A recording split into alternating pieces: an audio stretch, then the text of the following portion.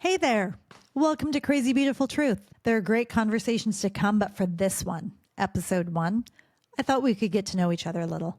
So I'll introduce myself here, give a little bit of my story, give you an idea of what's to come, and I'd love to know a little bit more about you.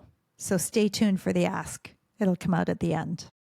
So I don't know how you landed here, but I do know this. You're not here by accident. There's a reason that this came up for you. Maybe you are feeling a little disconnected from yourself. Maybe you're exhausted from proving or striving, efforting, or just holding it all together. And maybe you're wondering what's next as you look at an impending transition or upcoming change. So if any of this sounds familiar, you are in the right place. We are here to talk about loving ourselves back to life. If you were part of the clubhouse room that I used to host by the same name, or if you're a friend of mine here to cheer me on, see what I'm up to, thanks especially for being here. I am Sheila Delaney, and this is a passion project if ever I've had one. I'm probably compensating for the PhD that I thought I'd have by now, but I love a rich conversation that gets at really big questions with people who have actually found their own way. Now I get to share them with you. They're juicy, and I know they're of service. As for me, I know I spent years chasing worthiness and belonging in all the ways that I thought I was supposed to. Hustling, proving, pushing, even serving, volunteering, and leading, until my body decided to get pushy with me right back.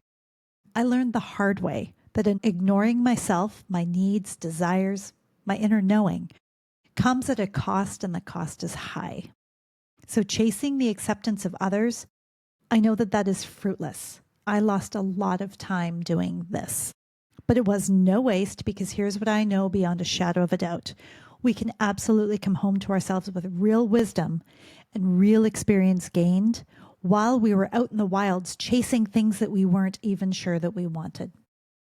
There is no such thing as too late. There is no such thing as too far afield to come home. We can realign with who we are, who we want to be, and connect to new sources of courage, creativity, vitality, and peace. And all of your life is the adventure that leads you back to you. What I want for you is for you to feel alive, for you to feel the fullness of your life at your fingertips. So if you're at a crossroads or wandering in the wilderness, wondering what's next, or curious to make sense of where you've been, you're in the right place. So let's talk about it. I'm going to rewind a little bit and tell you a little bit more about me. So who am I? I'm a half Korean, half Irish Canadian who's been in the States for 20 plus years. I'm a former attorney turned executive and leadership coach. I'm a facilitator of group and team experiences. And I've spent more than half of the 20 plus years that I've been doing this working with teams and leaders who are dealing with real crises and quite acute situations. So if there's the thing that I have learned, is that when things get critical, everything else falls away, and we are confronted with ourselves and our choices and what matters most to us. So I am a white passing woman entirely, but I spent a lot of childhood time with my Korean grandmother, my mom's mom. My little brother and I were often at her house or at the Korean church, where we were the only ones who didn't speak the language.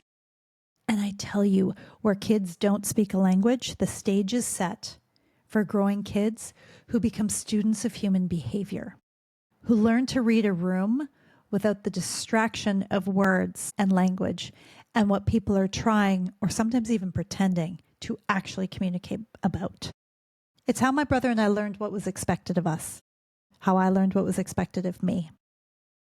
My grandmother's modeling taught me that I should feed my neighbor, even if it means starving myself. And that is a beautiful lesson in so many ways, but it's also chilling taken too far. For most of my life, I believed that my intellect was the secret to my belonging, to my worth. I was taught that being smart would open doors, and there was no higher purpose than creating opportunities and keeping doors open. I was a natural writer from a very young age, and I took it seriously. It fed me, and it gave me a direction for my great big imagination. I could also read approval and disapproval in adult eyes from a mile away. When I was 11, I knew that my writing impressed. I also learned at this stage that I was incredibly stubborn, and I had the makings of a perfectionist. My teacher, Mrs. Craig, had to call my parents in because I was refusing to hand in an essay that she knew I had worked really, really hard on.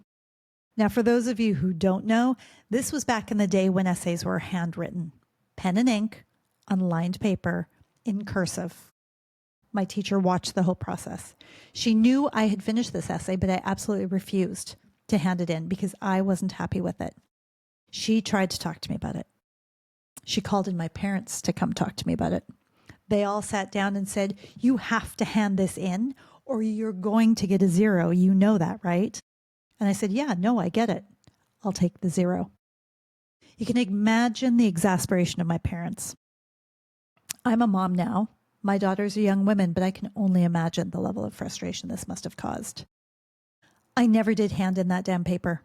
Grade meant absolutely nothing to me relative to both my own artistic integrity, young though I was, and the disapproval I imagined if these adults in my life read a substandard product that I had written. So I spent the next 4-5 years deconstructing whatever that was. And by the time I got to high school, I was pretty much over it. I knew I had some writing talent, and I knew I could start something really late in the process, frankly, and do just fine. That is, until grade 12, my senior year, when my social studies teacher, who was also our principal, failed me on a paper. I was thoroughly insulted. It was the late 80s, and I went to him with my indignation. I advised him that this didn't make any sense at all, and that surely mine was in the better half of essays in the class. He looked me square in the eye and asked me when I started it.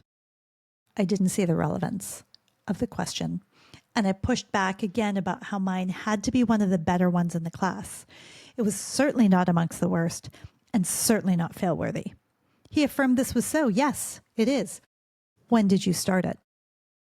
I ducked and I dodged, and he just stood there watching me squirm. I finally admitted that I started it just a few days before it was due. So he challenged me to see what was possible if I took the full time and actually applied myself. Actually did my best work. So Mr. Gardner, shout out to him, told me that he would accept the essay again. He would regrade it and weight the 2 papers if I took the whole of a week with regular check-ins with him. He's one of those teachers that blew my mind and influenced me in such a way that my kids know his name. They knew this story early. He taught me that smarts and talent only goes so far. I actually had to do the work. So work I did. I ended up doing an undergraduate degree in business. I worked at a bank. Then I did my JD and was hired into the law firm that I most wanted to join.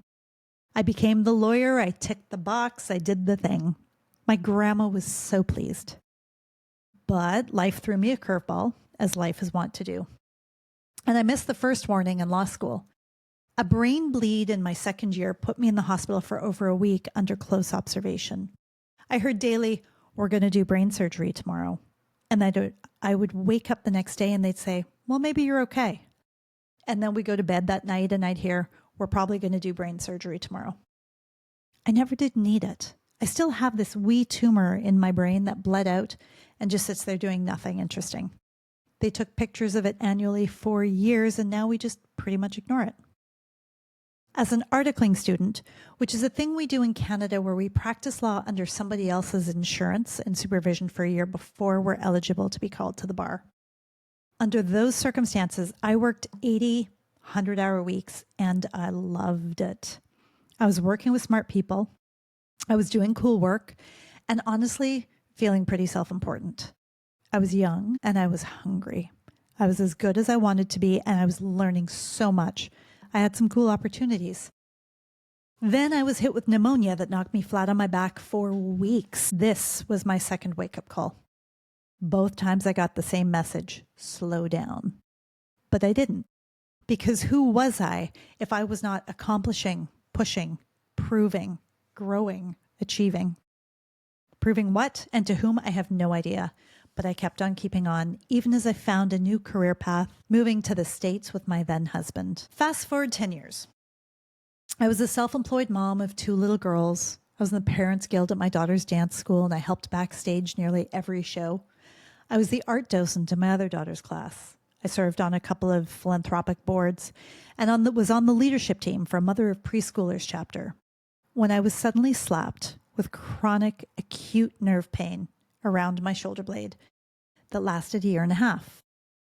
This was followed by another year and a half of spontaneous paralysis in my right arm, all the way from shoulder to fingertip. I had to step down at that time from every volunteer, service, and leadership position that I was in. I just couldn't do it. There was absolutely no way that I could serve and do the work that was required of me while navigating the pain and the healing that was required. My first feeling was not guilt. It was not panic. It was relief, and that scared the hell out of me. After that, I felt mortified. I'd met my limits, and I did not like it one bit. Real people were affected.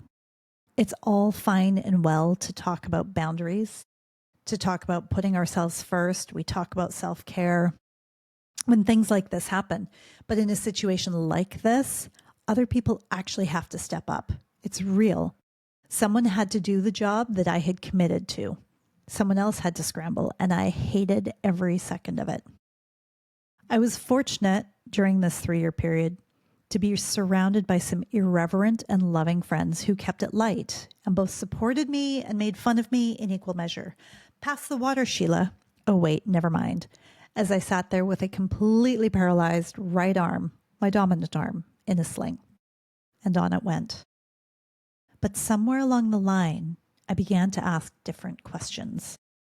What was it about the way that I was designing my life that I could want the salt on the table, but I couldn't reach for it? What is it about the life that I was building that I could not reach for that which I desired? It's such a big question. And so began a journey of an entirely different sort. I found my way into healing, therapy, acupuncture, energy medicine, even deep spiritual deconstruction and exploration. I stopped looking outside of myself for validation and started wondering what is actually true for me. And that wondering, it changed everything. I healed from that situation eventually and was diagnosed with a degenerative autoimmune disease that I would live with going forward. I had a rheumatologist who tried all the things and then declared me as problem child. And at that point, he told me, stop all the meds. Talk to me about your relationships, your stress, and the food that you're putting in your body. This man was so far ahead of his time. We completely reshaped my nutrition. He got me into therapy. And the moment that was the most pivotal for me came when I spoke to my therapist about my autoimmune disease, and he asked me straight up, when did you get confused about who the enemy was and start doing battle with yourself? I burst into tears. He reminded me what autoimmune disease actually is. It's all of my immune fighting resources that should be pointed at foreign disruptors in my system, turned inwards at my own tissues and cells, pointed at myself. We'll be talking about this at some length at some point, and the fact that 80% of autoimmune sufferers are women. And why? What we have in common, there is just so much there. But that's for another day. At that time, I started paying attention to what my body, my spirit, and my intuition were telling me.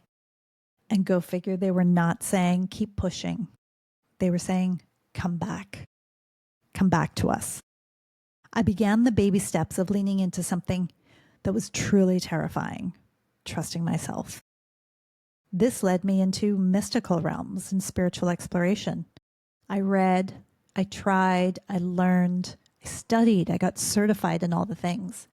I deconstructed outdated beliefs and reclaimed a spiritual centeredness that honored the best and the truest that I had learned of all that I had known. It did so in a way that left a lot of possibility and space for wonder.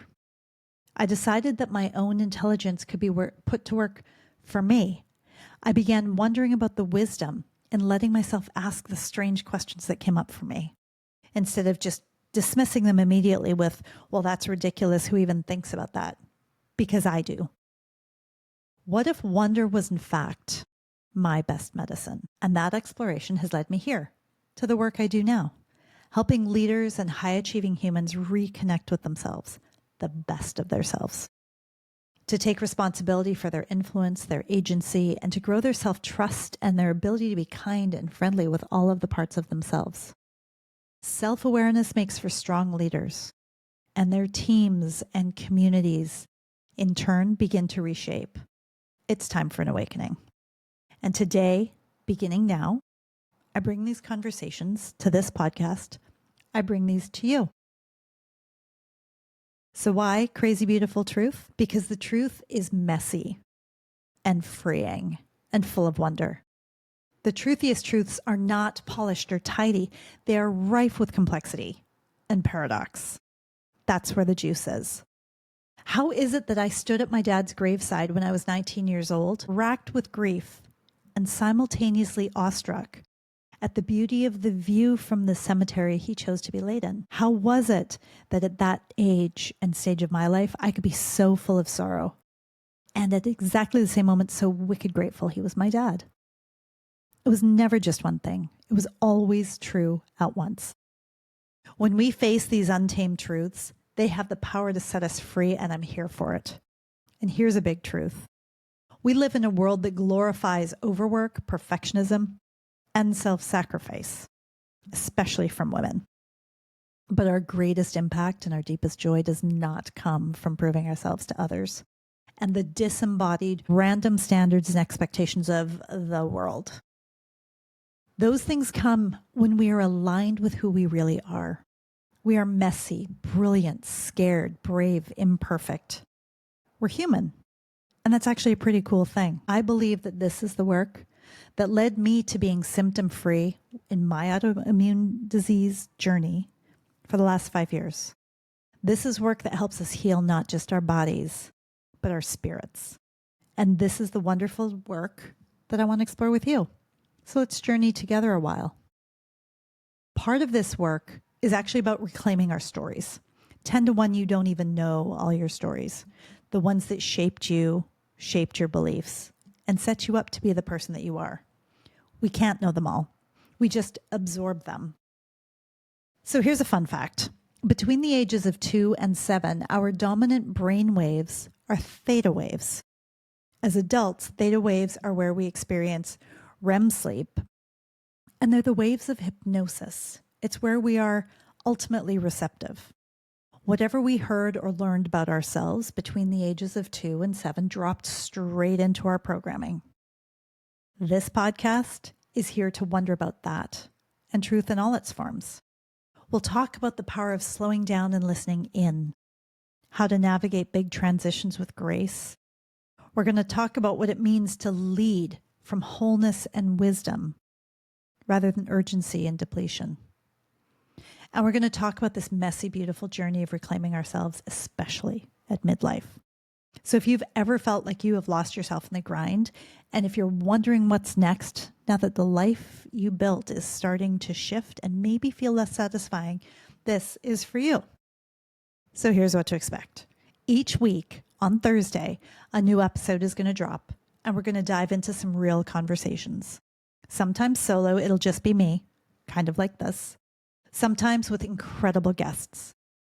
I'll share stories, insights, practical tools that help you reclaim your vitality, creativity, and joy.